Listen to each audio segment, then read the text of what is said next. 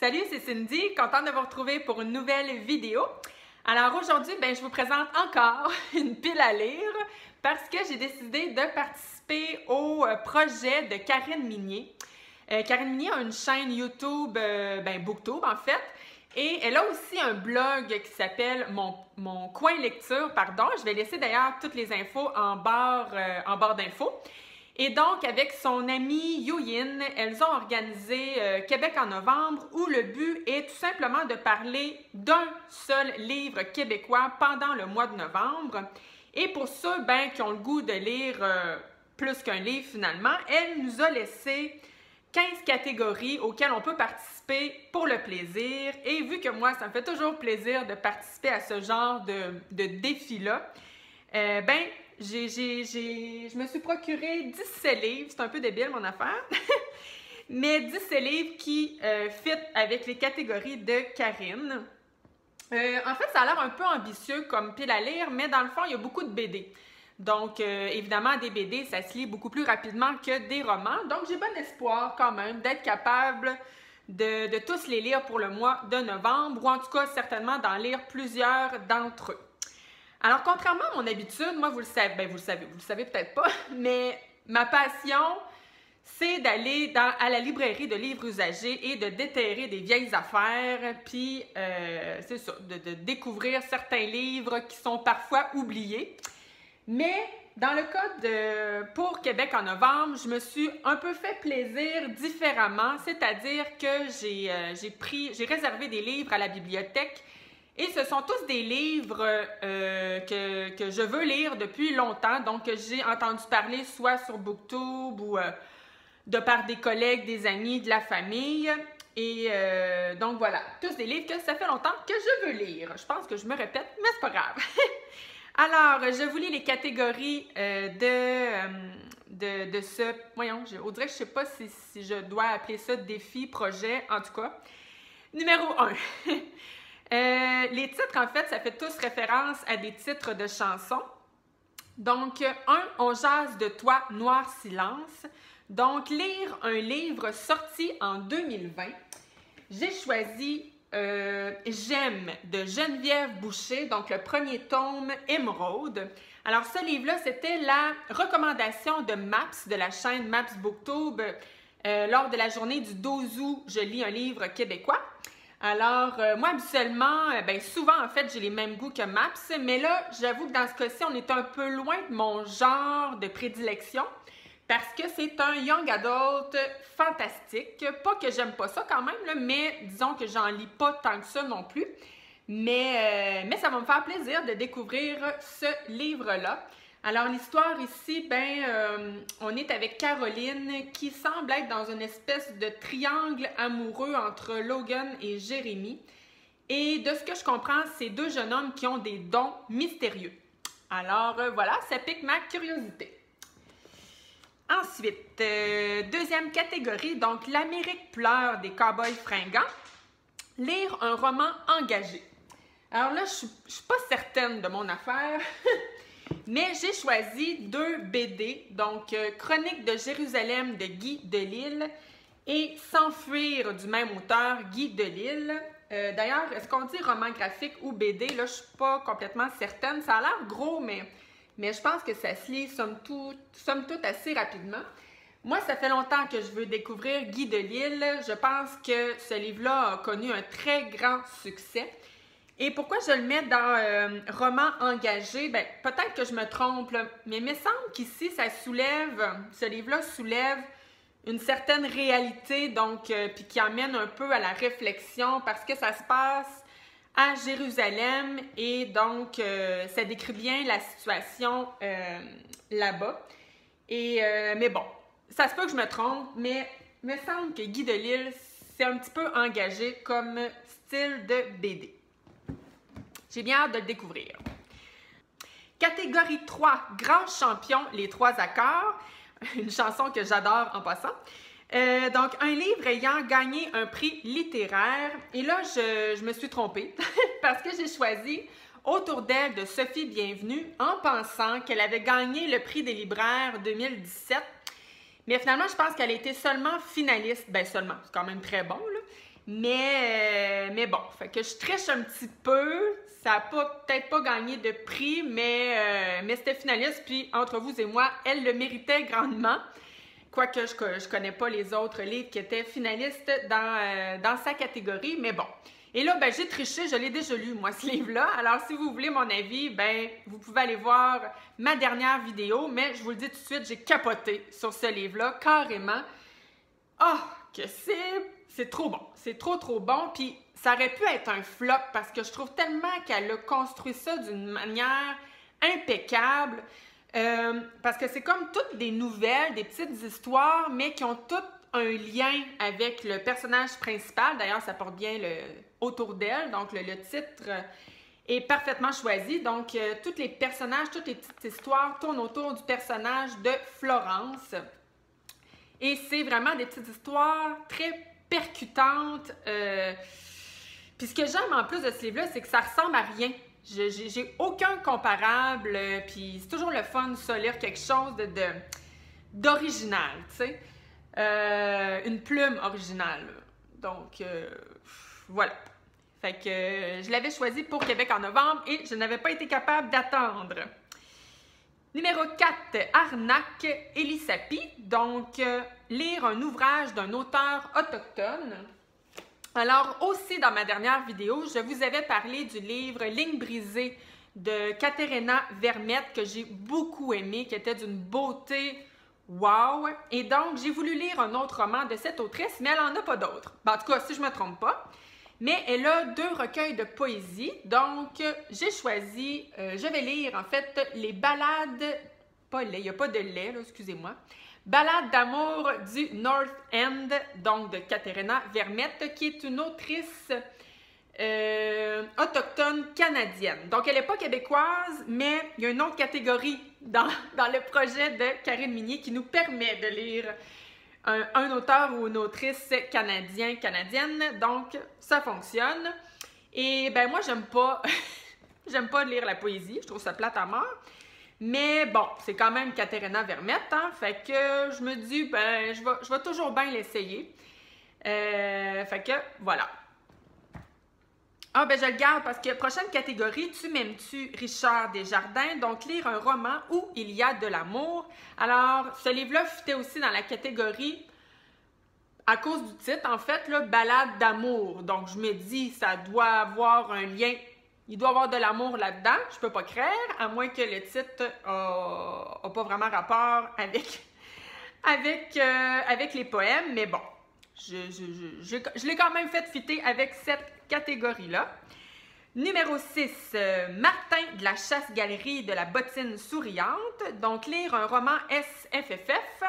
Bien, ici aussi, dans le fond, mon premier livre, J'aime de Geneviève Boucher, je l'ai fait... en fait, il fonctionnait avec cette catégorie-là parce que c'est du... Mais je suis tout le temps mêlée. C'est-tu du fantastique ou du fantasy? Je suis pas certaine. Je pense que c'est du fantastique. En tout cas, c'est un des deux. Donc, ça marche avec la catégorie. Numéro 7, Fracture du crâne de Ariane Moffat. Donc, lire un roman issu de la diversité ou dans lequel on parle de la diversité. Alors, j'ai choisi de lire enfin d'Annie Laferrière. Donc, je vais lire L'énigme du retour. Ça fait longtemps, évidemment, que je veux découvrir ce monument de la littérature au Québec. Et d'ailleurs, Marjorie de la chaîne, Les lectures de Marjorie, elle en a beaucoup parlé et elle m'a encore plus donné le goût de le découvrir. Ici, c'est un jeune homme de 23 ans qui a quitté son pays de façon précipitée, mais il va retourner justement dans son pays 33 ans plus tard, donc à Port-au-Prince. Et ça m'a l'air très poétique. D'ailleurs, quand j'ai ouvert le livre, je me suis dit, mon Dieu, c'est-tu un livre, c'est-tu des poèmes? Mais non, c'est vraiment écrit, c'est vraiment un roman, mais je pense que c'est très poétique.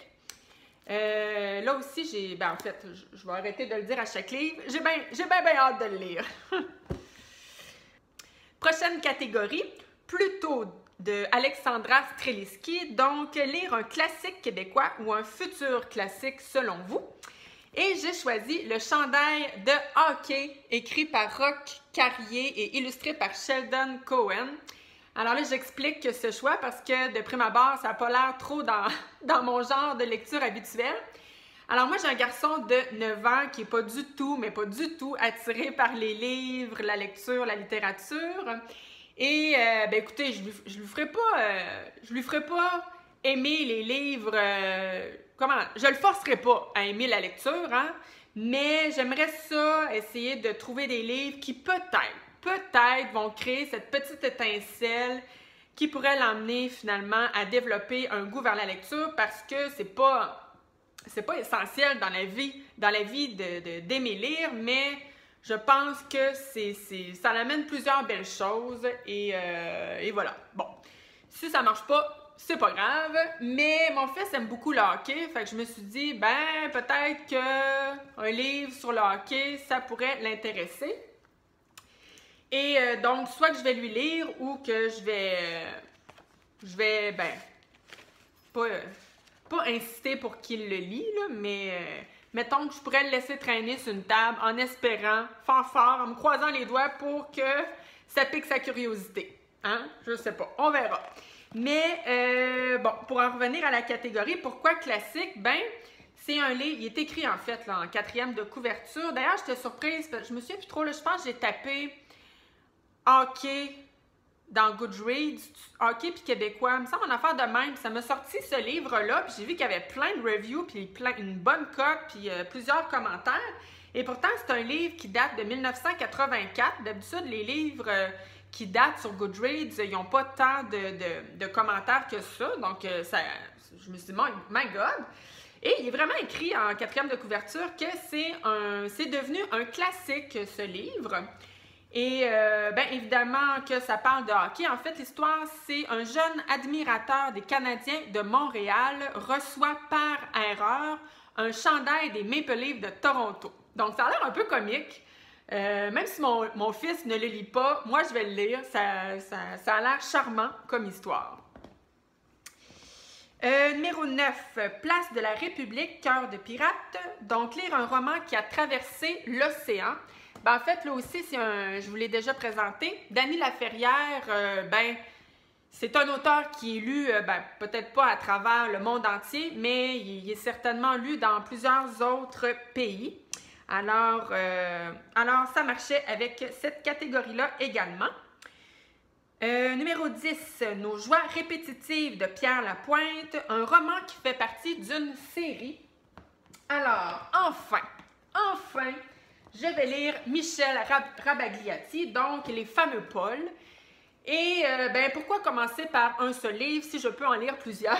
J'en ai pris 6 à la bibliothèque. Donc, j'ai pris Paul à la pêche, Paul au parc, Paul a un travail d'été, Paul à Québec, Paul en appartement et Paul à la maison. Donc, ça fait longtemps que je veux découvrir les Pauls. D'ailleurs, il y a Daphné qui en a parlé dernièrement sur sa chaîne Signée Daphné. Donc, je les avais déjà avec moi, puis elle m'a juste donné encore plus le goût de les lire. Ça a l'air, premièrement, j'adore les planches. Je trouve que ses dessins sont hyper beaux à Michel Rabagliati. Et je pense qu'il y a une touche d'humour là-dedans. Puis c'est aussi plutôt contemporain. Donc, je pense vraiment que ça a tout pour me plaire. Moi qui veux lire plus de BD, je pense que ça, c'est un bon, une valeur sûre pour moi dans le genre BD. Ensuite, j'aurais voulu être un artiste, donc lire un roman dans lequel il y a de l'art. Et là, je pense que j'avais mal compris parce que quand j'ai écouté la vidéo de Karine qui présentait le projet, je pense qu'elle voulait plutôt dire un livre dans lequel on parle d'art, mais moi, j'ai pris une autre BD, parce que moi, les BD, je trouve que c'est artistique à quelque part, hein? Fait que, je m'excuse si je ne l'ai pas entendu de la bonne manière, mais bon, j'ai choisi Louis parmi les spectres, écrit par Fanny Britt et illustré par Isabelle Arsenault. J'avais lu cet été Fanny le renard et moi, écrit par la même autrice et illustré par Isabelle Arsenault également. J'avais trouvé que c'était un très, très beau, une très belle BD Alors, ça m'a donné le goût de lire celui-ci. Moi, là, les BD de la pastèque, là, les Michel, les Paul aussi sont à la pastèque. Je les trouve tellement attirantes. Là, quand je vais en librairie, c'est pas mêlant, j'ai le goût de toutes les acheter. Je les trouve belles. Fait que voilà, j'ai bien hâte de découvrir cette magnifique BD. Hey, je sais plus où mettre mes livres. Bon. Numéro 12, Dans la nuit qui tombe de Karine Ouellette. Donc, lire un polar, thriller, roman d'horreur ou roman noir. Oh, que j'ai hâte de lire ce livre-là! J'ai choisi Le Vide de Patrick Sénécal. Moi, là, j'ai découvert Patrick Sénécal en 2009-2010 avec Sur le seuil et j'avais trippé sur ce livre-là.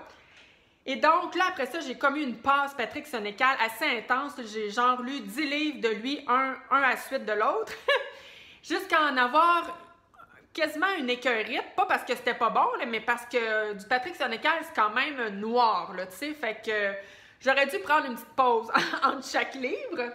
Mais tout ça pour dire que la pause a comme duré un peu trop longtemps. J'en ai pas relu depuis. Fait que j'ai lu plein de livres en 2010 ou 2009, en tout cas, bref. Et là, ben, en 2020, 10 ans plus tard, je retourne enfin à Patrick Sénécal. Il y a Annie-Claude de la chaîne, encore une page qui aime beaucoup cet auteur-là, puis qui en a lu encore plus que moi de lui.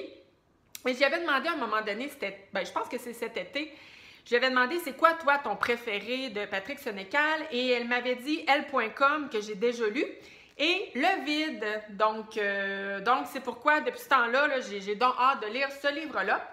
C'est l'histoire de trois, je trouvais ça tellement, juste le dernier petit paragraphe en 4e de couverture, c'est venu tout de suite me piquer ma curiosité. 3 hommes différents, 3 existences que tout sépare. Or, contre toute attente, leurs chemins se croiseront bientôt et leur vie en sera bouleversée à jamais, tout comme celle de milliers de gens, tout comme la vôtre.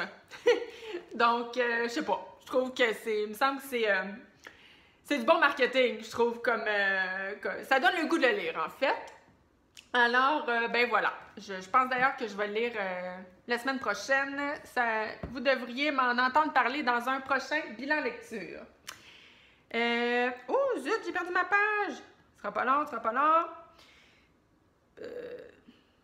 OK, TQ, des cow-boys fringants, lire un roman ou un album ou une BD jeunesse. Ben là, c'était le fameux, le chandail de hockey dont je vous ai parlé tantôt.